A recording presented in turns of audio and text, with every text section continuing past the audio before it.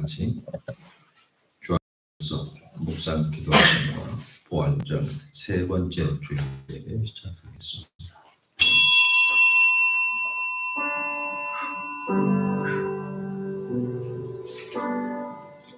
여호와 있는 너희여 여호와를 보라. 여호와는 선하시며 그의 이름이 아름다우니 그의 이름을 찬양하라. 여호와께서 자녀 야곱 곧 이스라엘을 자기의 특별한 소유로 택하셨음이로다. 태초의 말씀으로 우주 만물을 창조하시고 지금 이 순간도 크신 권능으로 온 세상을 통치하시는 하나님, 거룩한 주일에 저희가 옷깃을 여미고 가장 겸손한 마음으로 성전에 왔습니다. 세상에서 거칠어졌던 마음을 가다듬고 영과 진리로 예배를 드립니다. 예배 저희에게 은혜를 베푸사 주의 도를 보이시며 진리의 말씀으로 지도하시며 생명의 길로 인도하여 주옵소서. 그리하여 상한 마음이 위로를 받게 하시고 지친 몸이 주님 품 안에서 안식을 얻게 하여 주옵소서. 우리를 사랑하여 십자가 지시고 죽은 지 사흘 만에 부활하셔서 구원을 이루어 주신 예수님의 이름으로 기원하옵나이다.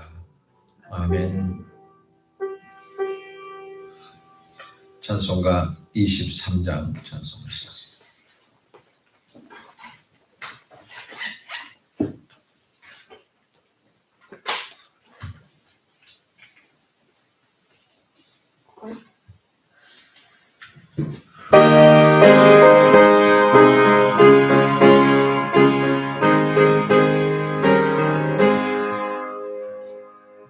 만일 내게 있으면 그의 평안이고 내 구주 주시는 종을 늘 찬송하겠네.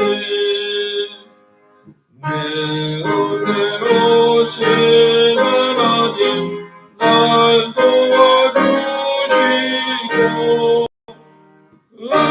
크신 영광을 입혀 알게 하소서. 내 주의 귀한 이름이 날 위로하시고 이 귀의 음악 같으니 잠이 안 깨고라. 내 죄의 권세 깨뜨려 그 결박하시고 이 주와 나를 비로소 어쩌게 하셨네.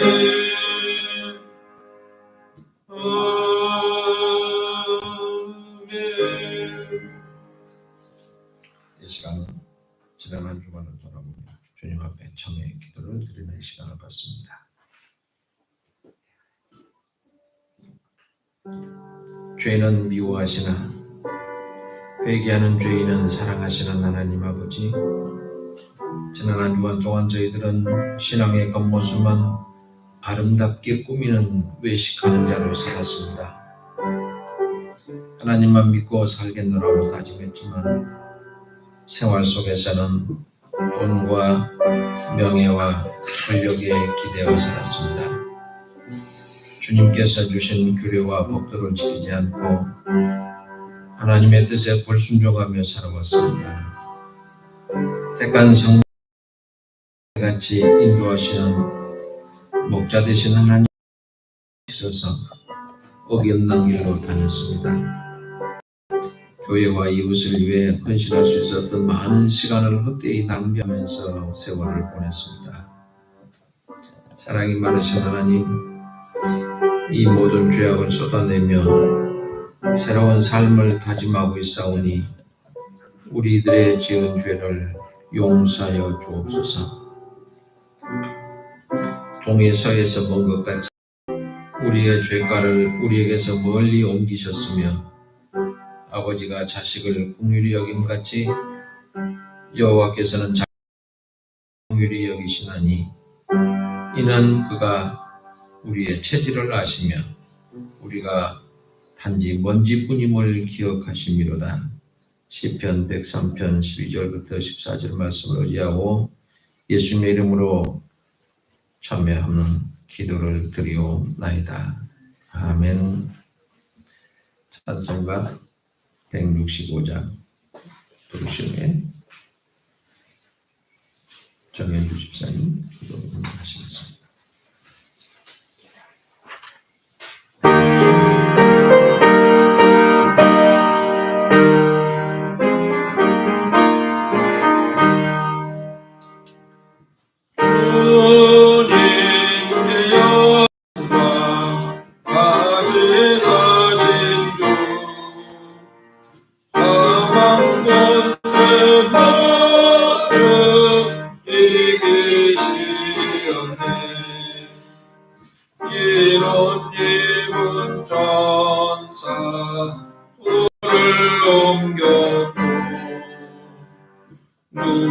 누우셨던 곳은 비어 있었네.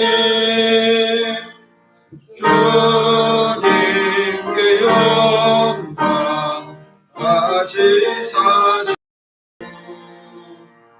사망 권세 모두 이기시었네.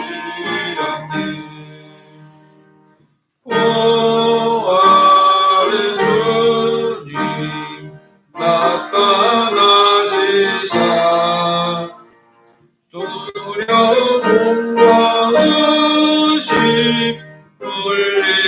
물리치셨네. 주의 교회 기뻐 찬송하여라. 다시 사신 주님 죽음 이겼네. 주님의 영광 다시 사신 주 사망 권세 모두 이기시었네. 생명의 이름 영광 예수님 주님 없는 삶은 헛될 뿐이라. 주의 사랑으로 세상 이기고 요단 건너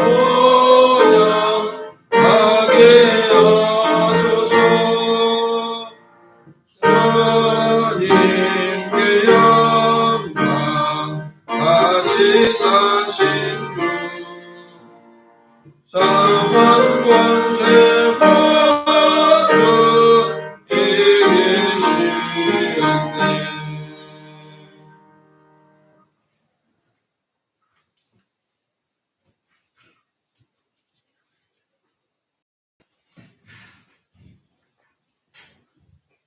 사랑이신 하나님, 따스한 봄햇볕에 꽃들은 만개하고 들판의 새싹들은 제 세상이냐 푸릇푸릇 올라오는 아름다운 자연에 감사와 찬양을 드리며 영광을 돌리기 위해 주님 앞에 나왔으니 이 자리에 함께하사 기도하는 자녀들의 마음에 말씀과 성경으로 가득 넘치는 은혜로운 성전이 터전이 되게 하소서.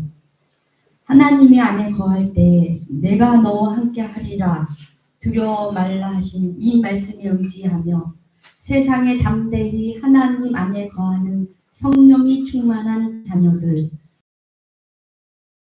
깨어있는 자녀들로 세상을 지켜나가 되게 하소서.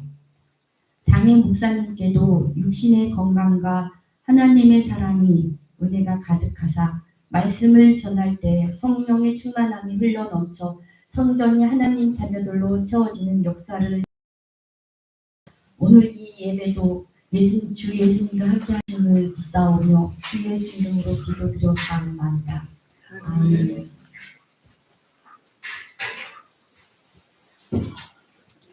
오늘 우리에게 주신 하나님의 말씀 누가복음 신약성경 누가복음 24장 36절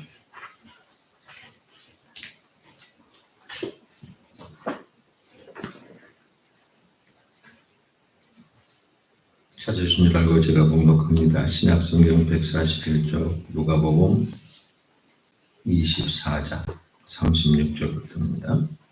이 말을 할 때 예수께서 친히 그들 가운데 서서 이르시되 너희에게 평강이 있을지어다 하시니 그들이 놀라고 무서워하는 보는 것을 영으로 생각하느니라. 예수께서 이르시되 어찌하여 두려워하며 어찌하여 마음에 의심이 일어나느냐. 내 손과 발을 보고 나인 줄 알라. 또 나를 만져보라. 영은 살과 뼈가 없으되 너희 보는 바와 같이 나는 있느니라. 이 말씀을 하시고 손과 발을 보이시나 그들이 너무 기쁨으로 아직도 믿지 못하고 놀랍게 여길 때 이르시되 여기 무슨 먹을 것이 있느냐 하시니 이에 구운 생선 한 토막을 드리니 받으사 그 앞에서 잡수시더라. 또 이르시되 내가 너희와 함께 있을 때 너희에게 말한 바 곧 모세 율법과 선지자의 글과 시편에 나를 가르쳐 기록된 모든 것이 이루어져야 하리라 한 말이 이것이라 하시고 이에 그들의 마음을 열어 성경을 깨닫게 하시고 또 이르시되 이같이 그리스도가 고난을 받고 제3일에 죽은 자 가운데서 살아날 것과 또 그의 이름으로 죄 사함을 받게 하는 자의 회개가 예루살렘에서 시작하여 모든 족속에게 전파된 것이 기록되었으니 너희는 이 모든 일의 증인이라. 아멘. 장장님 집사님 찬양하겠습니다.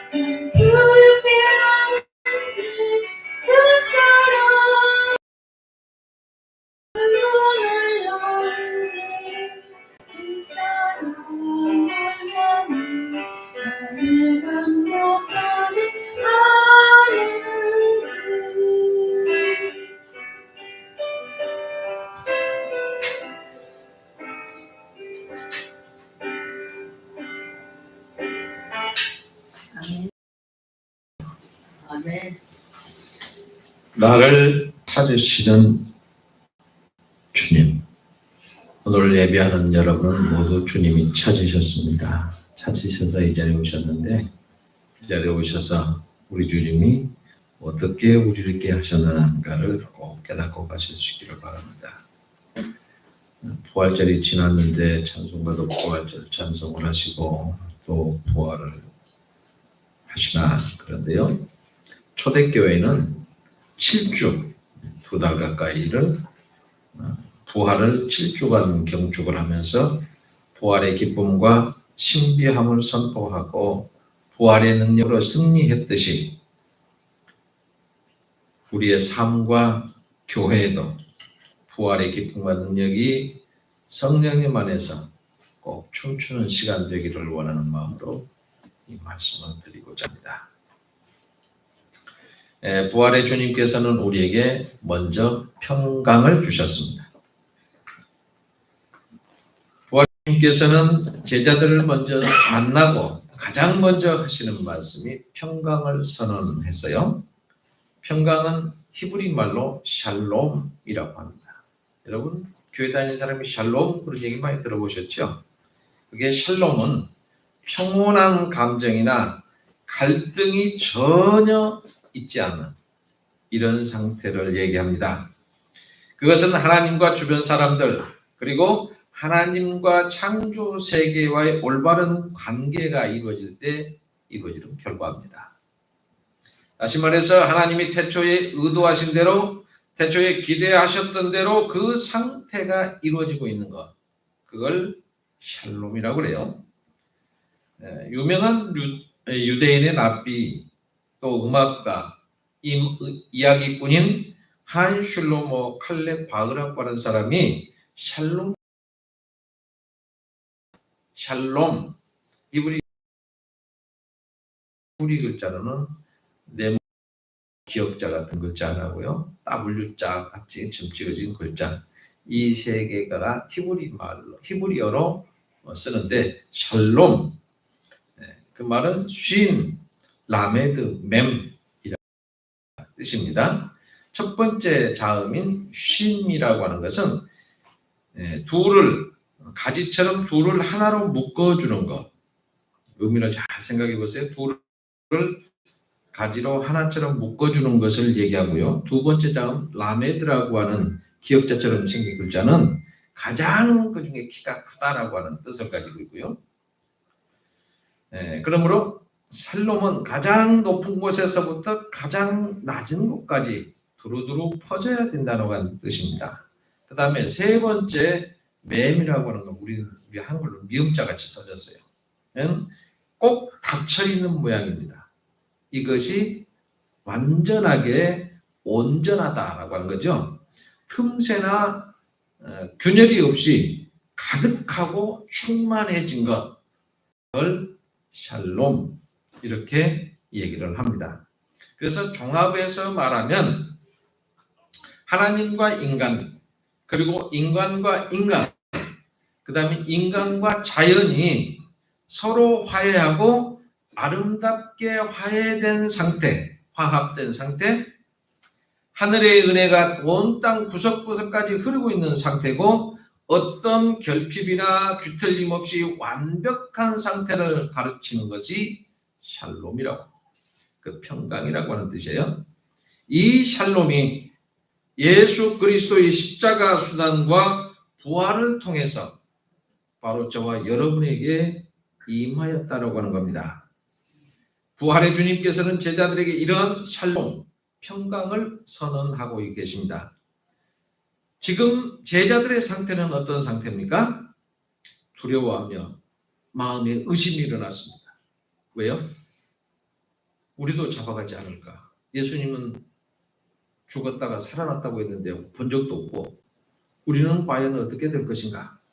불안합니다. 두려워합니다. 이게 사실 부활한다고 했는데 정말로 부활하셨을까? 이런 샬롬이 완전히 깨져버린 상태, 샬롬을 다 잃어버린 상태에 있는 제자들에게 부활의 주님이 나타나셔서 샬롬 하는 거예요. 여러분 우리도 인생길 살다가 때로는 믿음을 잃어버릴 때도 있고 또는 두려움에 빠질 때도 있습니다. 두려움에 빠지게 되면 하나님보다는 문제가 더 크게 보이고 내가 겪고 있는 문제가 나를 질식시키고 있는 상태.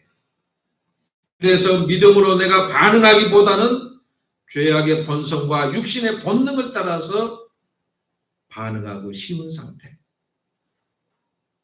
바로 그럴 때 내 곁에서 하나님 나라의 샬롬을 선언하시고 선물로 주시는 분이 계시는데 바로 그분이 부활의 영이 되신 성령 하나님이십니다. 이 성령 하나님이 오늘 우리와 함께 하시기를 주님 이름으로 축복합니다. 성경에 보면 엘리야가 바알과 아세라 선지자 850명과 기도로 내기를 하지요. 그 대결에서 850명의 바알신과 아세라 선지자들이 주여 주여 하나님 비를 내려 주십시오. 별짓을 다 해도 꿈쩍도 안 하고 엘리야가 기도하니까 바로 해결이 되잖아요. 그걸 보고 대성을 거뒀다고 합니다. 그런데 그 대성을 얻고 난 다음에 뒤이어서 이세벨의 보복선언에 너무나도 두려워서 믿음을 다 잃어버리고 부엘세바를 거쳐서 호렙산까지 도망을 치고 말아요. 하나님이 이처럼 나와 함께 하시는데 뭐가 그렇게 무서워서 부엘세바를 거쳐 호렙산까지 도망갔습니다. 두려움이 얼마나 컸든지 엘리야가 뭐라고 기도합니까? 하나님 나 좀 죽여주세요. 나 너무너무 힘들어요. 죽음을 간청하며 괴로워하잖아요. 그러나 믿음을 잃어버리고 두려움에 짓눌리는 엘리야에게 하나님은 바람이나 불이나 지진이 아니라 아주 세미한 음성으로 그를 위로해 주시고 회복시켜 주셨습니다. 하나님께서 부활의 영이신 성령으로 오늘 우리와 늘 함께 하시며 우리에게 십자가의 사랑을 샘솟게 해서 믿음을 다시 한번 북돋아 주시게 됨을 믿으시길 바랍니다. 두 번째로 부활의 주님은 우리를 찾아와서 만나 주십니다. 기독교가 다른 종교와 다른 점이 뭡니까? 인간이 하나님을 찾아서 헤매는 게 아니라 하나님이 스스로 말씀 안에서 이스라엘의 역사 안에 그리고 예수 그리스도를 통해서 우리에게 찾아오셨다는 겁니다. 여러분 어떤 종교가 찾아오셔서 합니까? 세상의 모든 종교라고 생기면 전부 다 가서 빌어야죠. 손이 발이 되도록 싹싹 빌고 절하고 별짓을 다 하죠. 그런데 하나님은 우리를 스스로 우리에게 찾아오셨어요. 여러분 우리에게만 그런 게 아니라 성경에도 보면 하나님이라고 하는 하자도 모르는 아브라함이 아니고 아브람. 그 아브람을 찾아오셔서 그 사람을 믿음의 조상으로 만들어 주셨어요. 또 하나님은 이 노예로 신음하는 이고 있는 이스라엘 백성에게 찾아오셔서 역사를 이루셨습니다. 하나님은 죄로 인해서 영영 죽을 수밖에 없는 인간의 사랑이 되셔서 찾아오셨고 인간의 모든 걸 다 짊어지시고 십자가에서 죽으셨습니다. 그리고 3일 후에 부활하셔서 이제 온 세상의 구주가 되셨습니다. 부활의 주님께서는 시리에 빠져서 옛날 삶의 모습으로 돌아가고자 하던 제자들을 친히 찾아가 주셨습니다. 주님의 순환과 부활의 의미를 깨닫지도 믿지도 아무것도 하지 못했던 제자들, 십자가 앞에서 주님을 부인하고 주님을 다 버리고 도망갔던 제자들, 다시 예수님을 따르기 이전의 삶으로 다시 돌아가고 있는 제자들에게 주님은 찾아가 주셨습니다. 그러면 제자들만 이처럼 실패했나요? 바로 저도 여러분도 인생의 순간순간 믿음에서 실패하고 사랑에서 실패하고 충성에서 실패할 때가 얼마나 많았습니까? 내 인생이 내가 바라던 대로 된 게 있던가요? 그럴 때마다 사랑하는 가족과 친지와 교우들에게 큰 시련과 상처가 생길 때 고독과 외로움 속에서 혹은 변하지 않는 내 성품과 죄의 습관들 속에서 우리는 제자들처럼 수많은 실패를 거듭하면서 살아왔습니다. 그런데 그러한 우리를 주님께서는 포기하지 않으시고 버리지 않으시고 언제나 다시금 찾아와 주십니다. 이사야서 49장 15절 말씀을 보면 여인이 어찌 그 젖먹이는 자식을 잊겠으며 자기 태에서 태어난 아들을 긍휼히 여기지 않겠 그들은 혹시 잊을지라도 나는 너를 잊지 아니할 것이다 라고 하셨습니다. 가이드 포스트라고 하는 잡지에 실린 얘기인데요. 보신 분도 계실지 모르겠어요. 자매가 있었습니다. 어릴 때 교회도 잘 나가고 착실하게 잘 살았어요. 그런데 중간에 하나님을 등지고 신앙을 떠나게 됩니다. 그때부터 이 자매의 삶은 점점 흐트러지고 흔들리고 결혼을 했는데 곧 이혼하게 되고 집에서 쫓겨나서 삶에서 그냥 추락의 길로 계속 가고 있습니다. 결국은 해서는 안 될 일까지 다 하고 자신의 인생을 그냥 팽개쳐 버렸어요. 결국은 에이즈라고 하는 병에 걸려서 삶을 포기하고 있을 때 한 목사님이 그녀를 방문해서 복음을 전했습니다. 그런데 그녀가 냉담한 태도로 이렇게 말합니다. 나는 이미 버림받은 영혼입니다. 내 자신뿐만 아니라 내 주변 사람들의 행복까지도 다 망쳐놓았습니다. 따라서 나는 고통스럽지만 지옥에 갈 수밖에 없습니다. 나 같은 이 인생은 더 이상 희망이 없으니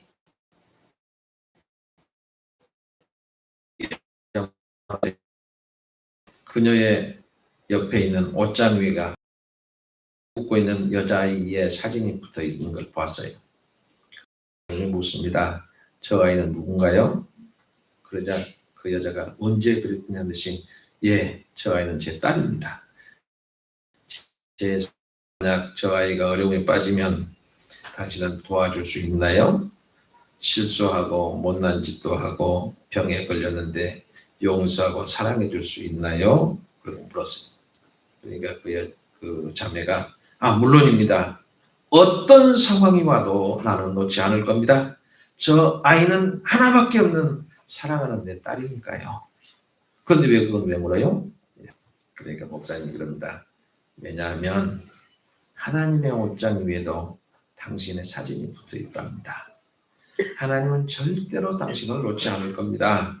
당신은 이 세상에 하나밖에 없는 하나님의 사랑하는 딸이니까요. 이 말에 그녀는 다시 하나님께로 돌아와서 새 삶을 살았다고 합니다. 우리가 아무리 믿음에서 떠나고 주님을 사랑하는 것에서 실패한다고 할지라도 하나님은 우리를 포기하지 않으시고 찾아오시는 분임을 꼭 믿으시길 바랍니다. 세 번째로 부활의 주님은 우리를 증인의 삶으로 보내십니다. 믿음에서 실패한 제자들을 찾아오셔서 샬롬하고 은혜를 회복시켜 주신 주님께서는 이제는 제자들을 부활의 증인으로 세상에 파송하셨습니다. 주님의 말씀을 통해서 믿음을 회복시켜 주십니다. 주님은 십자가의 순환과 이 부활이 모세와 율법과 선지자의 글에서 시편에서 이미 예언되어 있었고 그것이 예수 그리스도 안에서 온전히 성취되었다라고 하는 것을 제자들에게 깨우쳐 주셨어요. 주님의 부활과 주님의 죽음 그리고 부활과 그 여러 가지 사연을 통해서 하나님의 나라가 임하였고 거기에서 시작된 하나님의 나라는 회개를 통해서 다시 돌아갈 수 있게 되었습니다. 이 진리에 대한 믿음에 이르도록 주님은 제자들을 회복시켜 주시는 거예요.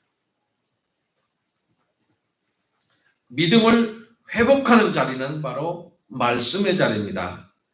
그런데 옛날부터 지금까지 말씀과 기도는 분리되지 않았어요. 말씀이 기도를 이끌고 기도가 말씀 안에서 역동을 하였습니다. 말씀과 기도, 바로 그 자리에서 하나님은 우리의 믿음을 회복시켜 주시는 겁니다. 믿음은 회복되는데 그 회복에서 끝나버리면 안 됩니다. 하나님이 우리의 믿음을 회복시켜 주신 이유가 바로 하나님의 은혜가 우리를 통해서 증거되기를 원하시기 때문입니다. 하나님께서 내게 주신 은혜가 내 안에서만 머물지 않고 가정과 교회와 세상으로 믿음이 흘러가기를 바라시는 거예요. 바로 그것이 증인의 삶입니다. 증인이 뭡니까? 내가 본 것을 얘기하는 것을 증인이라고 그러죠. 자기가 보고 듣고 경험한 것을 있는 그대로 증언하는 사람을 증인이라고 해요. 증인이 되기 위해서 학위를 받아야 되거나 증인이 되기 위해서 기술을 습득할 필요는 없습니다. 각자 내가 있는 그 자리에 주신 은혜를, 나를 회복시킨 그 은혜를 증거하면 되는 겁니다. 과장하거나 부풀어요. 세상의 사람들은 자기를 드러내기 위해서 엄청나게 과장을 합니다. 대부분 그러더라고요.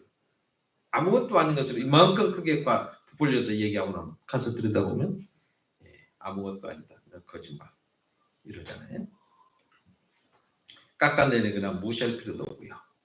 부활의 주님이 내 안에서 살아계시고 나를 만나주신 그 은혜를 다른 사람에게 나눌 때 우리는 부활의 증인으로 살아가게 되는 것입니다.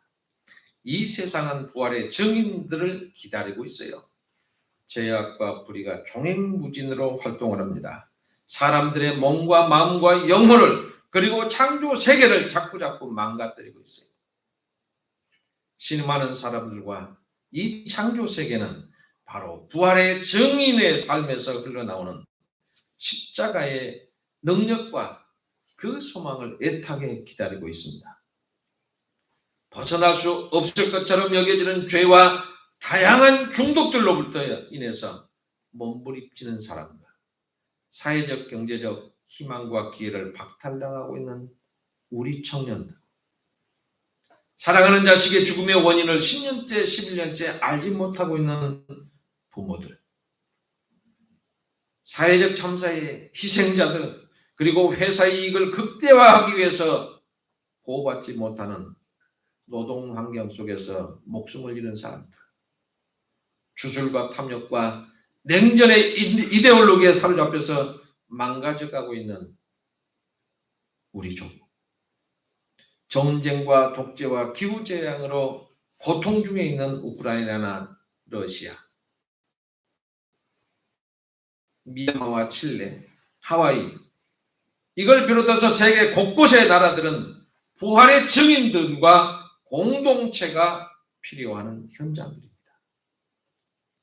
여러분, 그 무엇으로 인간의 죄악을, 사회적인 구조학과 불의를, 심해져가 일구고 있는 양극화와 불평등을 해결할 수 있겠습니까?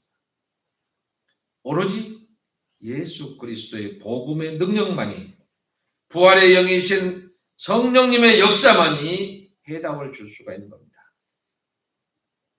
교회 공동체가 이 세상 속에서 부활의 증인으로 존재할 때 세상은 하나님의 영광을 보게 될 줄로 믿습니다. 스칸디나비아에 있는 어느 조그만 마을에 페트로라고 하는 어부가 살고 있었습니다. 어느 날 이 페트로라고 하는 어부가 사랑하는 아들과 함께 고기잡이를 나갔어요. 그날따라 전혀 예상치 못했던 폭풍이 몰아치기 시작했습니다. 이 어선은 그냥 나뭇잎처럼 방향을 모르고 표류를 하기 시작합니다. 시간은 지나서 칠흑 같은 밤이 됐고요. 이 페트로는 파도와 강풍에 맞서서 몇 시간을 아무리 애를 썼지만 방향도 잃어버렸고 어디로 가야 될지도 모르고 기력도 없어졌고 이제는 완전히 잡고자기 됐습니다. 그런데 저 먼 건너에서 강렬한 불기둥이 확 솟아올랐어요. 그래서 불기둥이 솟는다는 것은 바로 저쪽이 육지구나. 그리고 그 불기둥이 솟아오른 대로 열심히 우러져서 갔습니다. 그야말로 사력을 다했지요. 그런데 가까이 가보니까 자기가 살던 마을이었어요.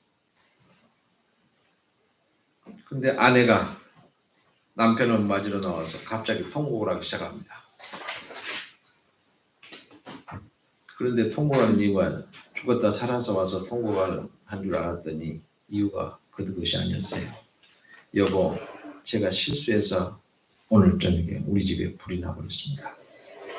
그래서 우리 집은 하나도 못 건지고 다 태워버렸어요. 그리고 통곡을 하는 겁니다. 이를 어떻게 하면 좋아요? 알고 보니 어둠 속에서 솟았던 그 불기둥은 바로 자기 집에서 피어오른 것이었습니다.